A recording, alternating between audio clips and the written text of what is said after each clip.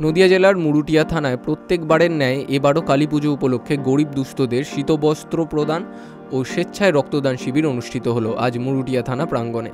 মুরুটিয়া থানার ভারপ্রাপ্ত আধিকারিক নির্মাল্য দত্ত তিনি যেমন একদিকে প্রশাসনের রক্ষক, তেমনি তিনি মানবিক একজন পুলিশ অফিসার।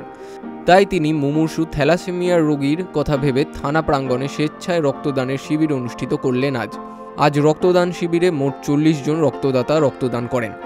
আজ ওই রক্তদান শিবিরে উপস্থিত ছিলেন তেহট্ট এসডিপিও সুব্রত সরকার, করিমপুরের বিধায়ক বিমলেন্দু সিংহ রায়, দিগলকান্তি গ্রাম পঞ্চায়েতের প্রধান কার্তিক চন্দ্র মণ্ডল ও শিকারপুর গ্রাম পঞ্চায়েতের প্রধান অনুপ বিশ্বাস ও বিশিষ্ট সমাজসেবীরা। মুরুটিয়া থানার ভারপ্রাপ্ত আধিকারিক নির্মাল্য দত্ত মহাশয়কে এই মহৎ কাজের জন্য সবাই প্রশংসা করেছেন ও সাধুবাদ জানিয়েছেন। মুরুটিয়া থানার ভারপ্রাপ্ত আধিকারিক তিনি বলেছেন যে রক্তদান জীবনদান, রক্তদান মহৎদান। তাই এই রক্তদান শিবির ও বস্ত্রদান করে আরও জনগণের মানব কল্যাণের কাজ করে যেতে চায়। নদিয়ার করিমপুর থেকে অর্ধেন্দু মালাকারের রিপোর্ট, বিগ নিউজ বাংলা।